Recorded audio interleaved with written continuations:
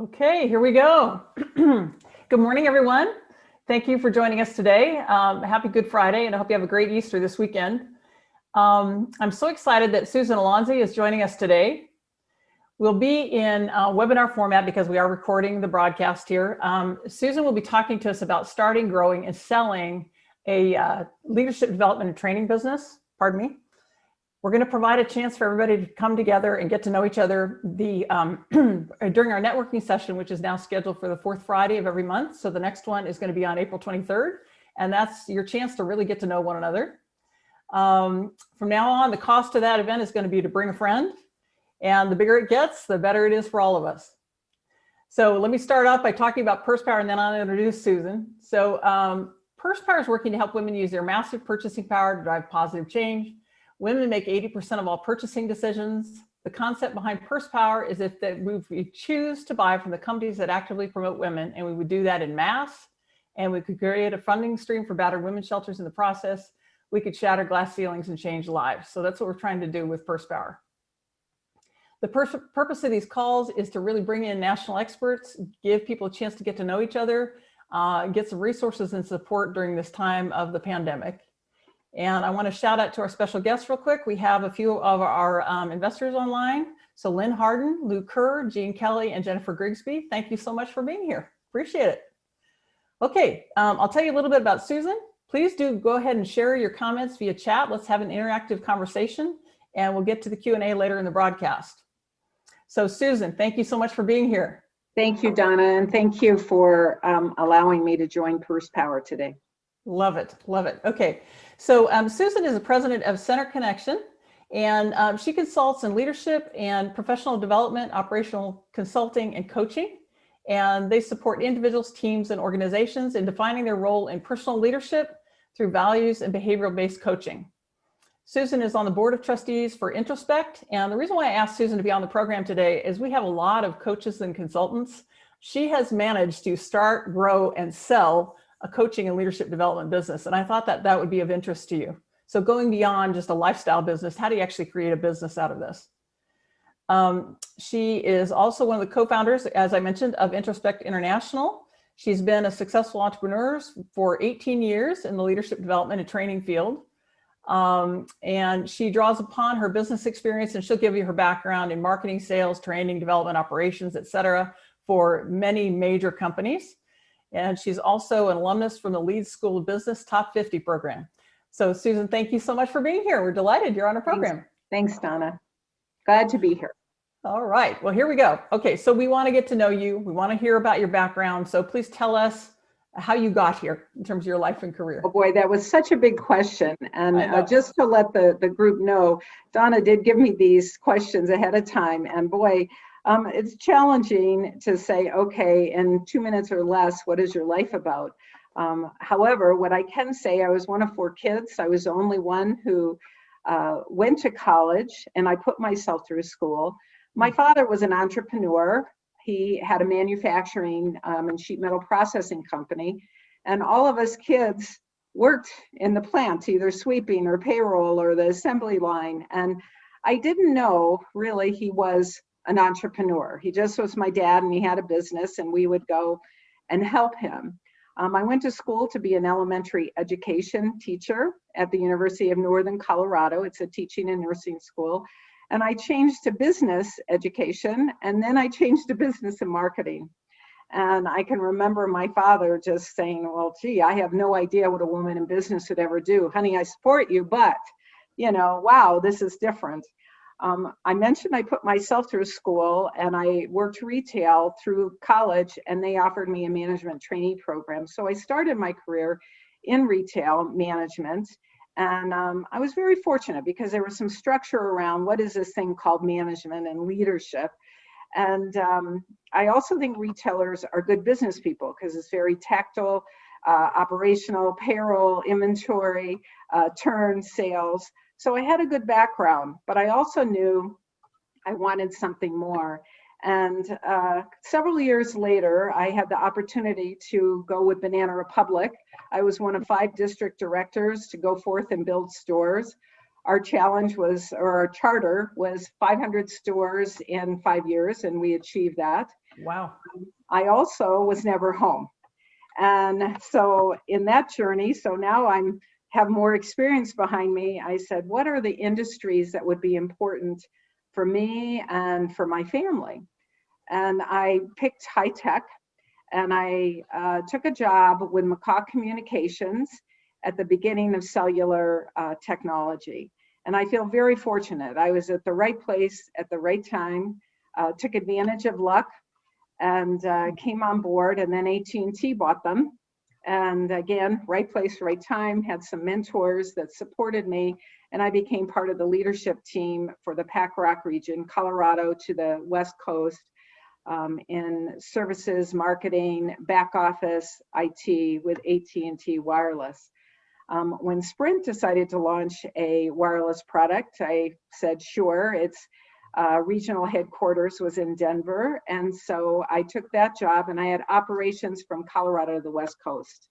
I built a 4,000 person call center in Fort Worth, Texas. We had retail and office presence in all major markets. And we launched 12 markets in 15 months. So it was very exciting, and I learned a lot. And through that learning, I kept growing of knowing what I wanted to be when I grew up. And I'm still working on that, by the way. Aren't we all? And, yeah, I know. And then I wanted US West, bought out by Quest. They were launching the wireless product from the landline product. And so I took a role there, and I ultimately ran a division for Quest in sales, marketing, services, operations, IT, and marketing engineering. So in other words, directing the strategy of where we should, move toward next. I think through that journey, I loved it. I learned a lot. And I also started to understand the risks that my father took as owning a business. And at one point I said, I think I'm going to leave my job. And he's like, do you have a job? I said, no. No, I don't. Create one. Yeah. Well, and I left, took some time off. I was kind of crispy of the corporate politics. I'm not a political person. And I think sometimes when you get into a structured environment like that, people want what you have, and that might be human nature, but it wasn't necessarily mine. I'm a sharer, and I think there's enough success for everybody. So after 4 years of doing that, I said, I think I want to take a break. And I had an opportunity to work with a competing company to University of Phoenix, or this one woman was doing this values-based behavioral type of leadership work, and she said, oh, pick me, pick me. And I remember talking to my father about it, and he said, well, you can go get a job, but the reality is that if you own your own business, you own your own destiny. So I called her up the next morning and said, all right, I can give it 2 years. Otherwise I gotta, I gotta make money. I have a family. I was a single mom, and knew that I had to make money, but I said, I can give this 2 years. So that's really how I got started. And that was 18 years ago. And it was a rocket, and I loved it. I knew that through my progression, I was ready to be an entrepreneur, and thankful for that the universe gave me that. Oh, that's amazing. You're very lucky to have had an entrepreneur as a parent. Just for reference, I think that's very helpful. Yeah. Okay, so you grew and sold this leadership development business. Talk us through your business and your most important learnings at each one of those stages. You can have a great idea, but sales is king. Yeah. So you've got to look at, I had mentioned that I had a window of, I got to be on the profit side within 2 years. I got to have more money coming in than going out. When you first start, for me, I had more money going out than coming in. Mm-hmm. And so sales is king. And I think you work back from that. There's low hanging fruit, And how do I prime the pump so I can keep moving? And so sales is king, and that has to be top of mind. We had a philosophy that we wanted to be self-funded. Now, and the reason that we did that is that for taking risk, we were somewhat financially risk averse. So for us, we would prioritize the needs, because when you're starting a business, everything is a priority. Well, not everything is. So first things first, manage to what you can, get, something in the pipeline so that you can fund. And our philosophy was that. And as a small company, we would start to fund. We would do an end of year closeout and a beginning of year retreat and say, okay, what do we really want to accomplish this year? How are we going to do it? And then we would set money aside to do that one thing that was going to add value. So that was important. Also, when I first started the business, there were a lot of people that gave you a lot of advice. Oh, you're doing this? I think I know about leadership and development. You should do this, and you should try this, and you should try this. And what I found is that I have to sift through that and know who and what I really wanted to be and what our business was, so that I would take any possible key learnings. I would thank people for their unsolicited advice and move forward, because owning your own business is not for the faint of heart. The buck stops with you. You pay other people first. You do wake up at 2 o'clock on a Saturday morning and worried about one thing or another. So that's, you have to run your business. Don't let other people tell you what to do. That was my point on that. Be your own expert. No one should know your product or your company better than you. And if you don't know what you need, get the experts. Get people who can propel you forward. That's important. Manage yourself. I found out, and I had managed large teams and large divisions, and I love people, and I realized I was the hardest person I ever had to manage. And so you got to manage yourself and your expectations. You and I briefly had a conversation about that before we came online today. And so take care of your physical and mental health. Probably the first year, I found out that I would get up early, do what I needed to do for the family. I would work till 2 or 3 in the afternoon and realize I hadn't eaten.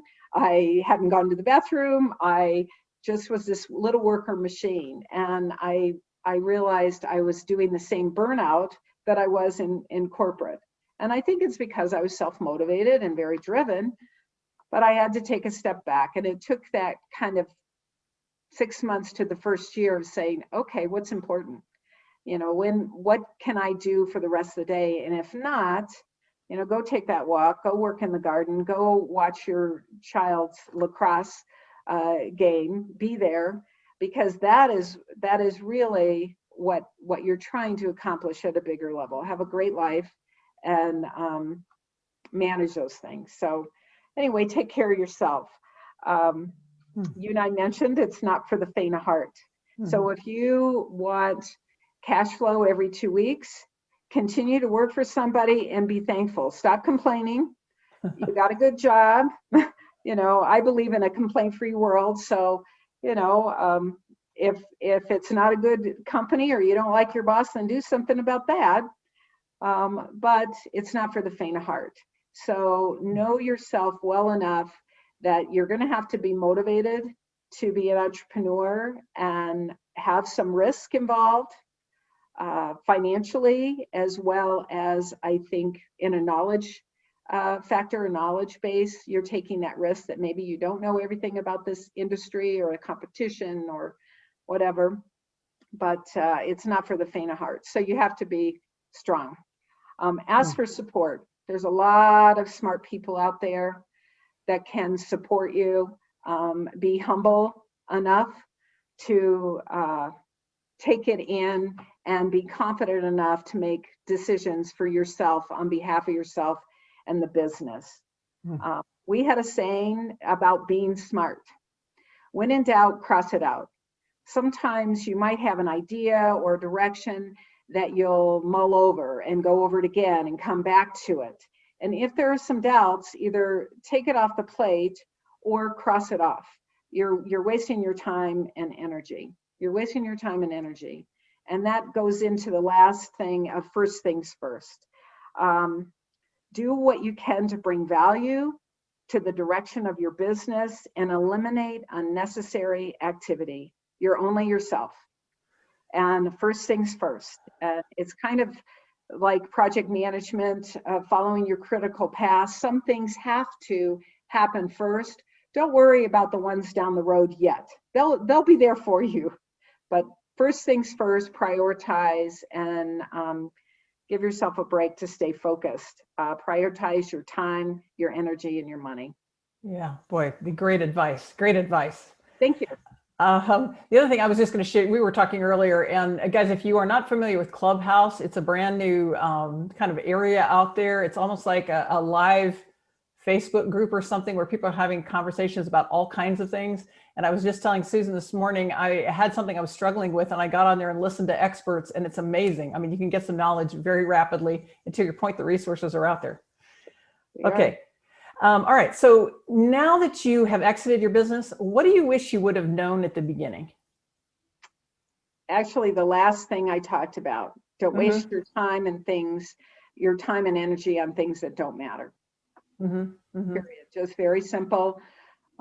Often we get caught up, and as I said, ultimately people say, well, you should be doing this. Well, sift through it, and if you should, then figure out how to do it. If not, take it off the plate and move forward.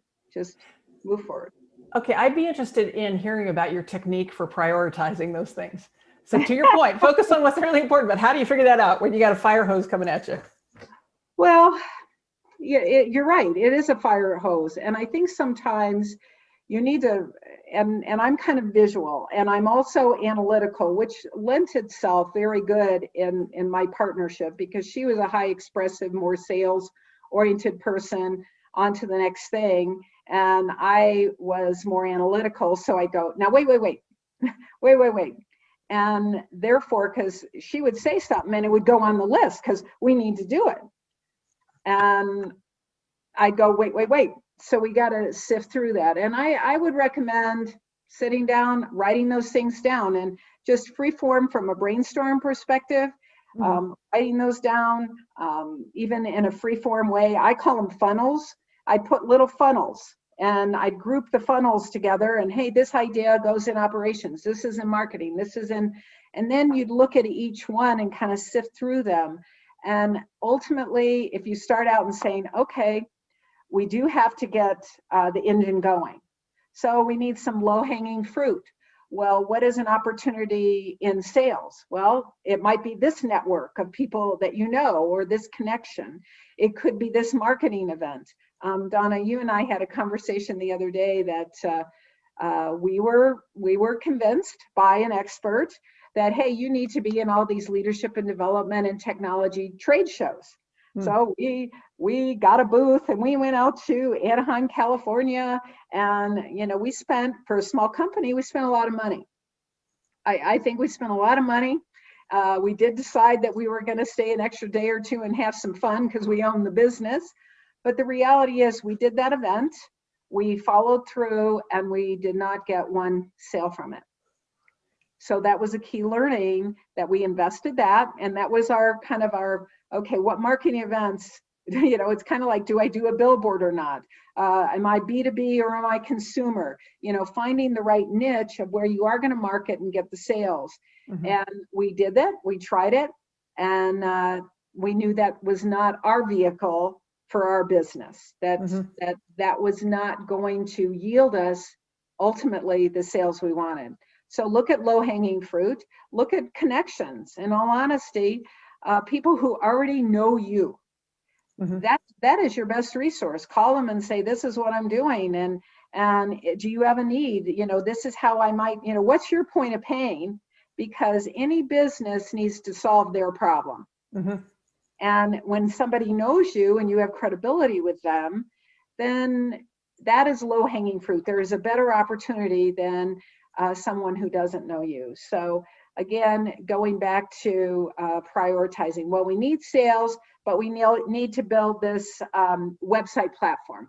We need sales, but we need a database of referrals. We need sales, and we need to deliver. I mean, once you have the sales, you need to deliver. And so we actually developed our model, and I might be going in here something that you're going to ask me later, but our model was we did not want to be the company. So therefore, there was a list of priorities that if we are not the product, how do we have Introspect or the product stand on its own? And we needed to replicate our knowledge base. We needed to find the talent that was appropriate for our product. Because we were behavioral, we needed people who had either that background or had their own personal journey around self-development. So in other words, they didn't have to have a master's or a PhD in behavioral science. What they did have to have for them was a journey of self-discovery, that they had a whammy hit them, and now they're open to seeing the world differently. So anyway, since we didn't want to be the business, we started that list of, okay, at first we're the business, but how do we replicate that? So we need the talent. We also need a certification program that matches, and aligns with our product line. And that's how we did it. So that's why I kind of looked at funnels, because it's not one big funnel. There are components to your business that add value to propelling you where you need it to go. Yeah, that's a really great concept. And I think part of the reason why I was so interested in having you on the show is you get these consultants and people that have lifestyle businesses, and there's a real difference. To your point about you not being the product, that's the primary difference, isn't it? It is. And ultimately, and I'd kind of like to go into the next question about a business partner, because what Donna was asking me, you had a business partner. There's some things you advise our listeners to think about as you build and grow a business. And we were really smart. We were both very driven, and it took us a while to learn how to dance together because we both wanted to lead.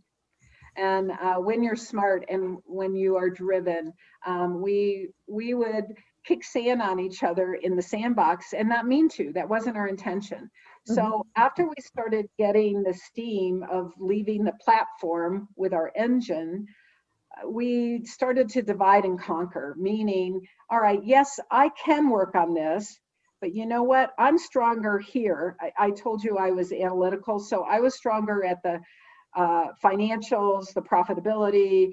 So I took on the financial and operational background. She took on more product development. Now, it doesn't mean that we didn't talk about those things. It didn't mean that we didn't have opinions about those things. But at some point, I don't know if you're familiar with the red ball, blue ball concept, but like who's got which ball. And I would say, okay, you're on point for this. And keep me posted, tell me what we need to do, but I'm on point for this. And so we had to learn how to dance that way, because even though I was smart and I might have even liked to do what she was doing, we needed to divide and conquer and be smarter about the way we work. Because if we both did everything, then we were wasting our time. Right. Okay, got it. All right, let's see here. So the pandemic's hit us all, right? We're in the middle of coronavirus, and it's a rough time right now. Do you have any thoughts about how we make our businesses more resilient and marketable in times like these? You have to be open to the possibility of something else.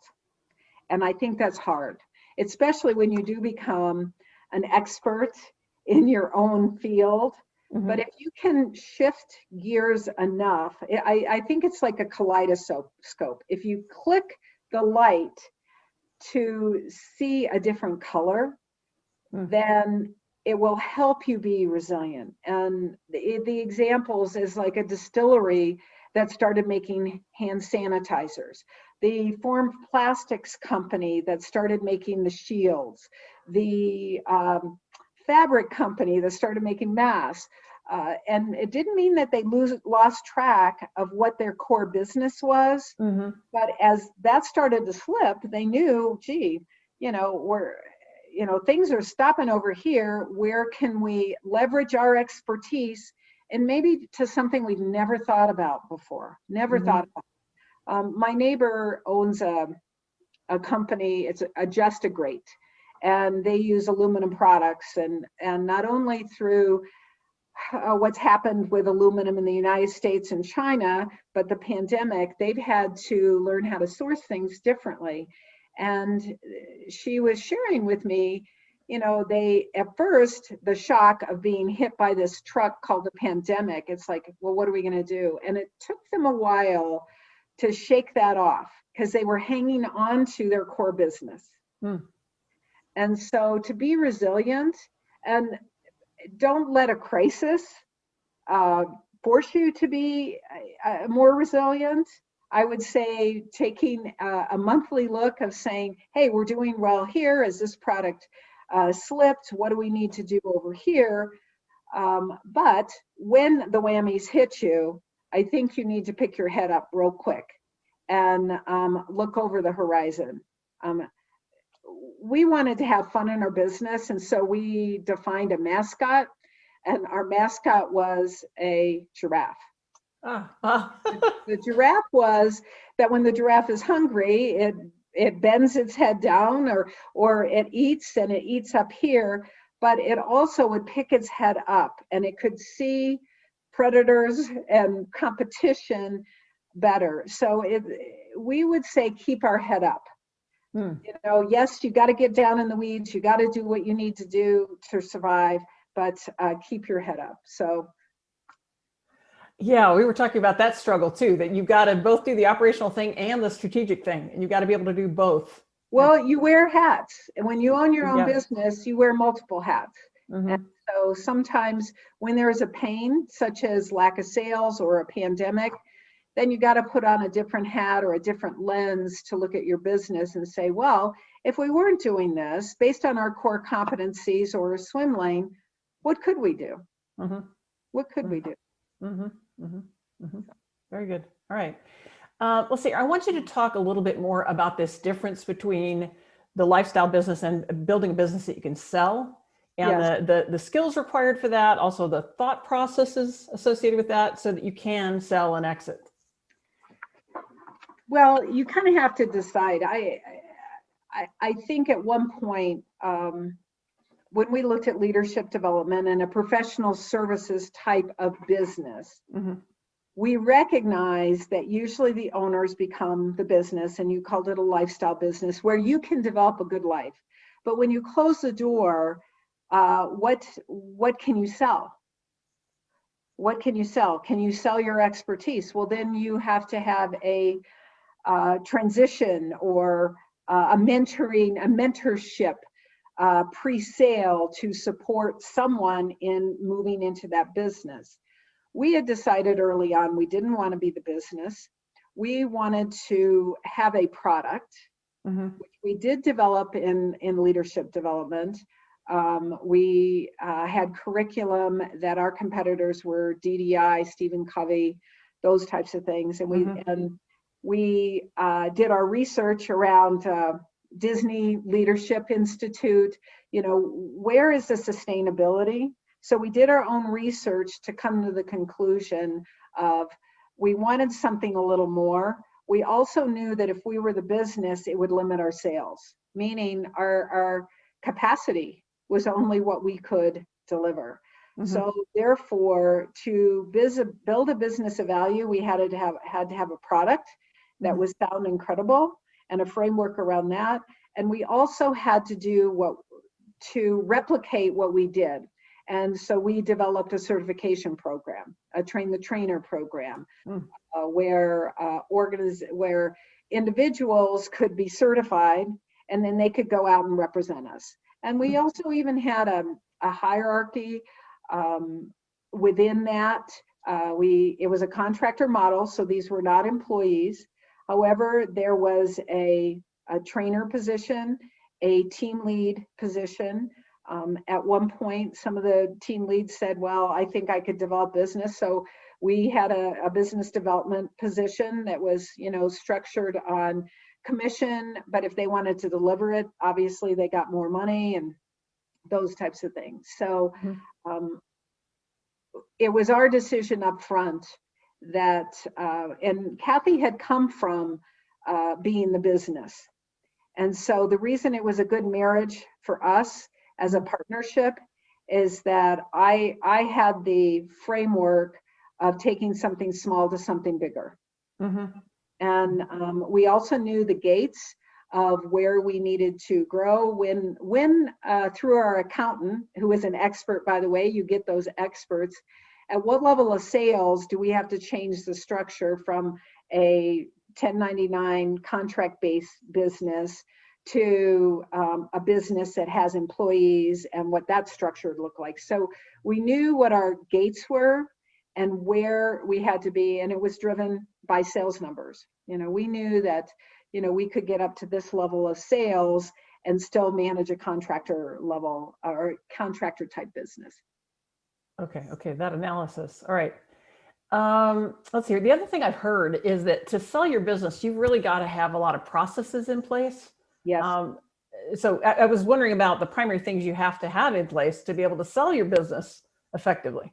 Well, you mentioned processes, and that is on my list. But first of all, know what your business is worth, and that was a journey in itself, because there's business brokers out there. There's a lot of templates, and you can put things in there. And I ended up having a colleague, a mentor of mine, that was in a joint venture group, and he said, "Okay, business brokers, they're selling a widget and you're the widget, and it's kind of like real estate, so price it right so I can get my commission and move on." I mean, and that's what he said. He said, let's take a look. This development of your product, how long did that take? How would it be replicated? What about your contractors? What about and we put a pencil to all of that. And even though I had the templates, and even though I had talked to business brokers, he helped me sift through the amount of data. It's not as simple as putting all your numbers in a formula. It just isn't. And everybody has a different motivation. As I said, a business broker, they want a quick sale. And so they'll tell you your business, and we had talked to several of them, and this is my experience. So I do think there's a need for business brokers. I think they add value, but I also think they have a different motivation, and they don't necessarily know your business like you do. And we ended up selling our business independently based on the information that we gathered through that learning process. So one, know what your business is worth. If you have a product, how much time, energy, and capital cost did it take to develop it? Your customers, what are your customers worth? Your financials need to be solid. We were a small business, and we got and we managed on a cash flow basis. So we did reporting more ad hoc, and that was per our bookkeeper and our accountant. They'll go, "You're a small business, you don't need that." Well, probably a couple years before we decided to sell, we should have put in more formal aspects of having the P&L and balance sheet, maybe quarterly. We got reports monthly. We knew where our money was every minute. We did. We could look at it daily if we wanted to, but monthly we knew where our money was. But I think that formality around that, people want to see that. Sure. They want to see, I could say our trending is this, but they want to see it from a financial perspective. So a small business, in my opinion, you might not need a monthly balance sheet and P&L, but you definitely need a quarterly. And the reason I say monthly, keep in mind your accountant and your bookkeeper are charging you. Unless they're on staff with you, which is a different overhead structure. And so we determined that we should have done that formal financial piece quarterly. So we kind of had to do some makeup. You know, a buyer will come in and say, we want 3 years of financials. So if you decide today you're going to sell your business tomorrow, do you have 3 years of financials that you could give them? Okay. Okay. So I want to guys, please go ahead and start thinking about your questions and go ahead and put them in the Q&A box. We're going to come to you in just a second. But my understanding is that you do need to plan in advance. If you're going to sell your business like 3 years, 5 years, whatever, you need to be getting ready for that exit, right? Absolutely. And in fact, that is one of, I said, know your business, get your financials solid. Processes need to be documented. You know your business, but somebody who's coming in, they're going to say, well, how do you do this? And you're like, oh, okay. And you need to have your processes documented. Still on the top of your game. So try to be aware that if there is a slide, that people will question that and they'll want a discount for that. A lot of our business was government, and we got hit in the 2012 to 2015 of sequestration of the government and the government shutdown. And that was totally unanticipated.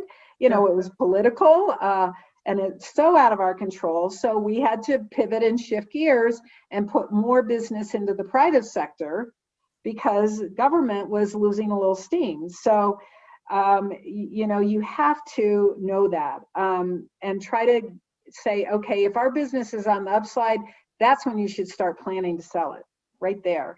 And then you have what are the best ways to get these things in place a couple years in advance, but I would also do an end of year checklist and then do a beginning of year checklist. From a strategy perspective, if we know that in 2 years we want to sell this business, what are over the next 3 to 6 months can we do to solidify that our business has value and that somebody's going to want to sell it? And maybe it is, all right, we need to document this certification process. Maybe we need to document this piece of financials. Maybe we need to document the business development piece. But I would say checklist. I'm kind of a prioritizer. Then you go back and massage that. Did I do this? Did I didn't do it? What do I need to do to modify that? Is it still important? If it is, then we got to keep working at it. If it isn't, get it off the list and move forward. That type of thing. Okay, perfect. So Elena Zicker is asking, how did you reach out, acquire, or vet your external trainers? Did you charge them for certification and licensing? Okay, very good question. So there is a value to certification, and we had developed a product that we called a co-star, where larger companies would say, we have X amount of employees, but we want some of our people to be the trainers. Okay. So we actually had a value attached to what certification is.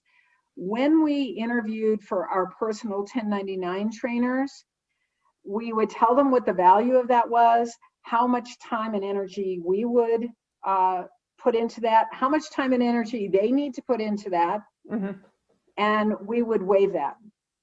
And so sometimes when you say, oh, there's no charge for it, people feel there's no value for it. The reality, and that's just basic marketing. You give something away for free, and after a while they think, well, it's not worth anything. But the certification process was, we put pencils to it. We also looked at competitors, and I mentioned, DDI, Disney. What do they charge? Stephen Covey, and to certify someone ranged anywhere from $20,000 to $30,000. And some of those companies say, if you want this certification, this is what you're going to have to pay. So we valued ours at $22,500. We split the difference. I don't know how we came up with that number. We had logic at the time. And we said, okay. And our anticipation is that we want you up training half of the program within 6 months.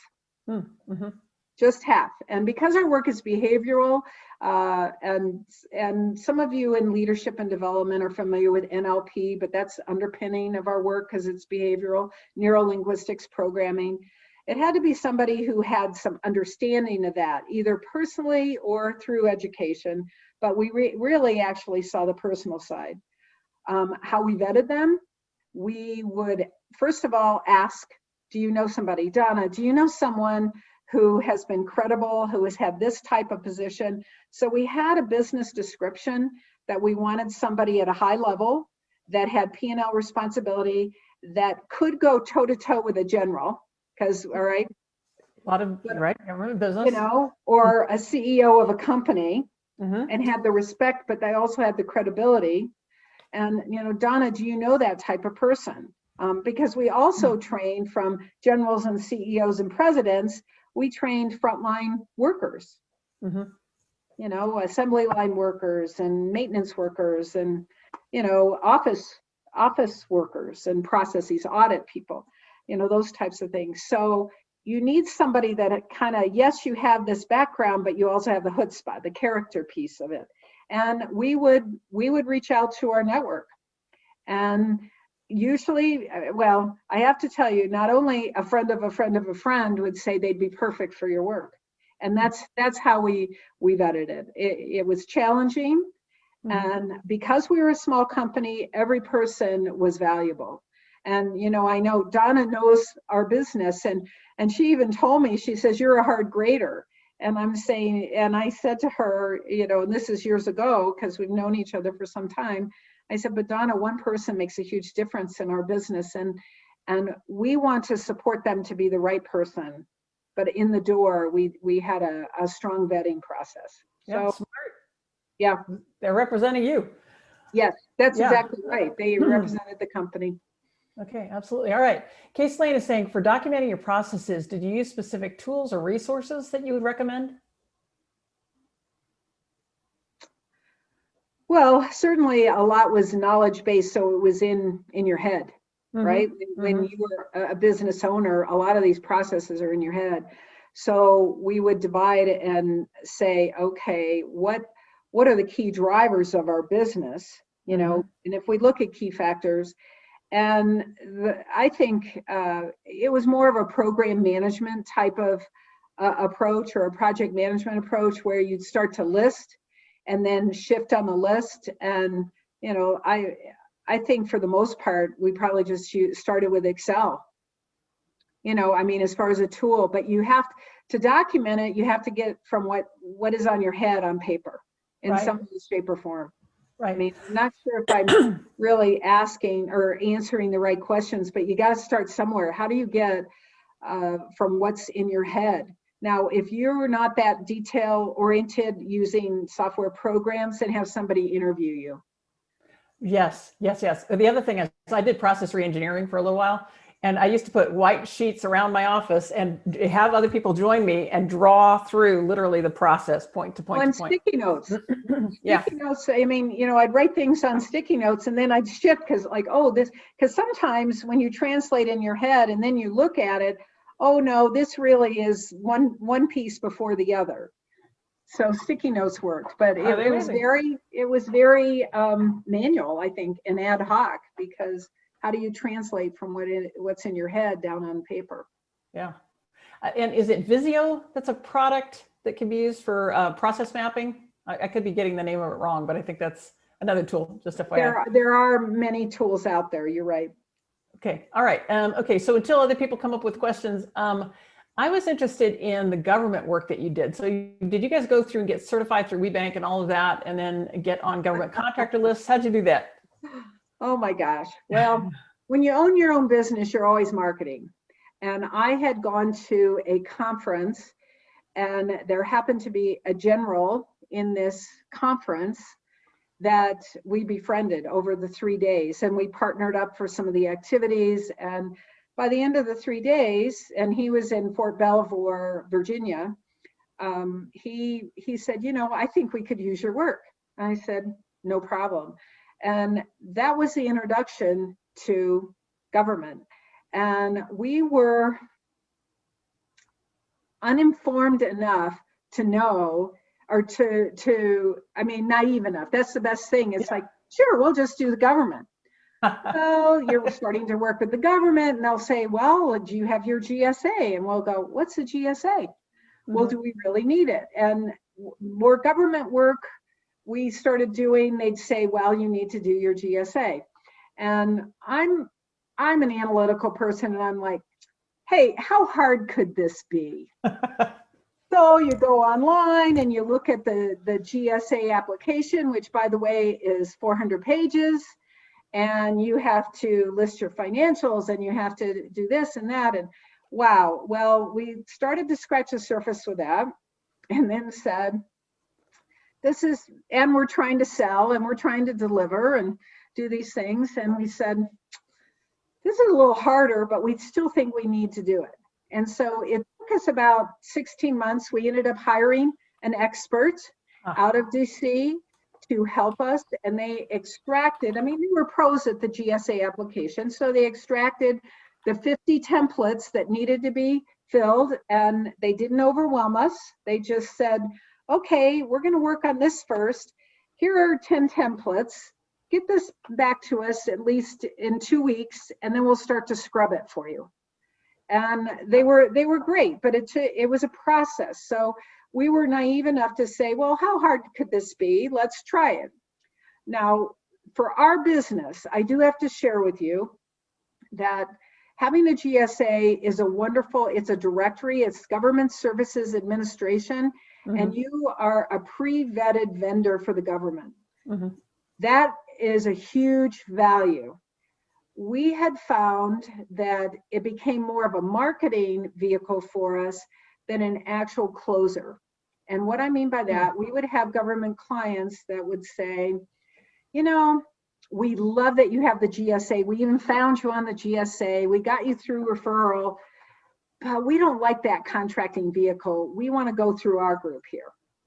So our customers would educate us on what was next. And so what we identified is that our key customers in the government helped us even change our pricing structure. They said, to help us get through contracting better, we would like a flat rate. And so we're like, well, what do you mean by, a firm fixed rate? And there's a lot of variables. There's training, travel, T&E, that kind of stuff. And then there's your professional fee. So we built profitability and a pricing structure just for the government to make it easy to contract with them outside of the GSA vehicle. And we had a GSA contract officer, and you have to fill in quarterly reports to them, and you have to do an audit every 2 to 3 years and to keep your GSA. And they'd say, well, you're at the minimum sales, because we would work hard to get the minimum sales. And they'd go, how can you grow your business? And I was so close to the contract officer, I'd say, you know what, GSA is too cumbersome. Our customers don't like using you. So we have to convince our customers to use you. And that's how we satisfied the sales requirement on GSA. We'd have to talk our customers into it and say, well, could you, I know it's kind of crazy, but as I said, from the government perspective for us now, there are large scale, if you're Northrop Grumman or you're, Boeing or some of those bigger companies, that's the only way to go. We're a smaller business. Now, another thing that was really good about the government is that most entities within the government have a small business set aside. 5%, right? Yes. And so finding divisions or customers that had that was, they needed to spend the money, and we were referred to them, and so they'd say, you've got it. Well, I understand that they underspend. If 5% is set aside for women-owned businesses and they underspend it. They do not use all their money every year. Yeah. They don't. It gets, and the government has a unique, we liked the government. Our business was 70% government and 30% private sector. And we liked the government because there were hundreds of thousands of customers within this entity called the government. Yeah. Well, yeah. Aren't they the largest purchaser in the world, or one of them? Well, they are, and but there's so many people go, oh gosh, when you lose that one customer. No, we had the Air Force, we had the Navy, we had the Coast Guard, we had the Army, we had the maintenance wing, we had the audit department, we had headquarters, we had learning and development groups, Air Force Personnel Center, which was a consolidated group. So we had many clients under this umbrella of the government. And one of the things we had built was that we were 100% referral, 100%. And we tried many marketing events, and LinkedIn, I think, was the best one for private sector. Quite frankly, what Purse Power does would be a great avenue. In all honesty, Donna, what you have to offer is essential to a small business. For a small fee, when you're out delivering, someone like Donna, who's an expert in what she does in data analytics, sorry about that, is that she can be your marketing arm for a very small amount of money every month. So finding those vehicles, for private sector, I get on LinkedIn and I would use my contacts and my network. And I was really excited to hear about your networking event, that the payment is bring someone else, because that is the power. That is the power of networking. So we're 100% referral. Use your experts and leverage those. And our clients, we would call and say, okay, Air Force Audit Agency, who do you know in another? You have gotten success from us, because we'd have regular sales calls or follow-up calls. You've had success from us. Who do you think, within your realm could use our business? Well, we'd get a warm introduction, and because we had success over here with the government, they had money in their budget. It's like, well, why don't we try this? Fantastic. Right. It was a no-brainer. It was a no-brainer. So we had built 100% referral business. That's amazing. That's amazing. Now, Amy Kessler is asking a question, and I'm not sure that I understand it, but what is the government small business entity that we mentioned? So the GSA, that's the Government Services Administration. Okay, and then is the SBA the one that has the set aside for the women-owned businesses? No, it's actually just the government structure that they have a line item on everybody's budget through their contracting departments called Small Business Set Aside. So all it is a structural piece. It's not an organization. So if you have a customer, let's say you had a government customer, and did you say her name was Amy? This is Amy, yeah. Amy. Okay, so Amy, if you have a government client that you're talking to and trying to get them to use your business, you might say, hey, a great entry point for us to do business together, do you have a small business set aside? And they might go, oh, you know what, we do. Or they might have a small business set aside specifically for a woman's own business, or for a disabled veteran visit. It really is more of a category of financial in the government budgeting process. There's no organization. I mean, I'm sure there are some, but we did not ever use them. Okay, and you guys also, isn't it the sam.gov database? Isn't that where people need to register? And people will try to get you to pay for that. You don't have to pay for that. You personally— You do not have to pay for SAM. And GSA is a big kludgy machine. I got to tell you that. And it's changed over the last 15 years that they have combined the databases. But they used to be all separate, and then they would go to what they needed in the other. SAM is now the front door. And thank you, Donna, for bringing that. Yeah. A SAM registration is free. So yes, you can register within that. And there's a ton of links to all kinds of things. If this is something that you want to get into. You don't need a GSA to be on SAM. Yeah. Okay. All right. Okay. We are running out of time, so we're going to have to ask our closing questions. Sure. Appreciate everybody being here, and all of your answers have been great. Okay. So again, at the end of the day, what do you want people to learn from you, and what do you want them to do with what they learned?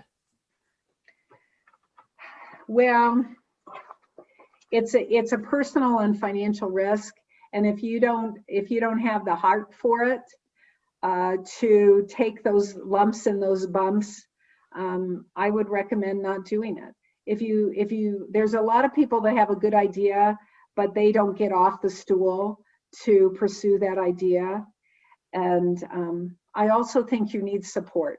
So for myself, I knew my financial situation, that I could give it a certain amount of time before I move forward. And some of the support is financial, but the other support is really your personal life, whether if you have a family, if you don't, or an understanding spouse, because I do think that if I look back, I wish I would have prioritized my personal a little bit better. And to support those that I love because they supported me. But you do have to have a good support network. Yeah, absolutely. Okay. All right. Any final thoughts from you? Any other things that you wish you would have said or talked about? Oh my gosh. Well, first and foremost, I do want to thank Donna Miller and Purse Power. I do encourage each and every one of you, as you are moving forward, to be an entrepreneur. Look at what Donna does as one of the experts that you start to put on your bench and your team. You develop your core team, whether it's yourself, your business partner, your financial, your those types of things. But, Donna, you need an expert like Donna. Business development is key. Sales is king. You got to get some money in sooner versus later. I mean, that's just the reality, because as you go down the road, if you're too worried about that or not anything coming in, then it's hard to be focused on the other things. Very good. It's been terrific having you here. Thank you so much for sharing your expertise with us and your time. You brought up work-life balance, and that's a good lead into our next speaker. So on April 9th, we're going to have Valerie Riley here, and Valerie runs LifeSquire, which is the biggest personal assistant company in the country. And she's got some technology associated with it. So she's going to be talking about work-life balance. On April 16th, I've got Dr. Jody Dinnerman coming in. She has got something called the Soup School, and she is creating staffless enterprises. So she has got processes and tools around how do you operate as a lone wolf and still run an actual business. We got our networking meeting on April 23rd. And then I'm very excited about our meeting on April 30th. Katie Menard is going to be here, and she started Pink Petro. She's now turned that into Ally Energy. So she's got like 1 million followers, and she is a marketeer and a half. So she's going to be here on April 30th. Want to remind everybody to sign up for a directory listing. And I've got some new stuff on there that I want you to take a look at. If you don't already have a listing, please get in and get a listing. And we've got some support services, digital marketing services that we're starting to provide. In addition to that, I've got something called a snapshot report. So if you go to our website, pursepower.com, you go to the upper left-hand corner, you put in your information, it will give you a snapshot of your business in cyberspace. From soup to nuts, everywhere you are, it will tell you how you're coming across, what your competitors are doing, how you're performing relative to others in your industry. And it's based on your Google My Business listing and whatever category you selected. So please take advantage of that. It's free. It's on the upper left-hand side of our website. Let's see here. So please download the Google Chrome extension, put it on your browser. As you shop online, you'll see the businesses that are in our directory. Our logo appears next to them. We want you to please buy from women-owned and women-led businesses. That's the whole point here. Please help us get the word out, guys. We're a small business too. We need your support. We need you to help us get the word out about what we're doing. So if you please share our social media pages and posts and let other people know about this broadcast, we'd appreciate it. Any final comments from you, Susan? No, I want to thank you for the opportunity. Please feel free to link me in. As I mentioned, my business grows from a referral based. And even though I'm semi-retired, I still do mentoring and coaching and operational team effectiveness through behavior values. And link me in. Okay, perfect, perfect. One last thing I want to let you guys know is that we are partnering with Elena Zucker and Lanita Mitchell Blackwell to put on a business class, and this is once a month. We're looking at the date and the time, but we'll be starting that on April 20th, and this is literally a business class for entrepreneurs, and we plan to have a cohort of people going through this for a year, and it's another way to get support. They've interacted with national experts. They've done an hour-long talk, and then they will actually be joining us for half an hour after each talk each month. So I think that this should be terrific. If you have an interest in that, let me know. All right. So thank you very much for your time today. Appreciate it. Have a great Easter. And remember, purse power, we have it. Let's use it. Okay. Thanks, Donna. Thank you. Take care. Bye, everybody.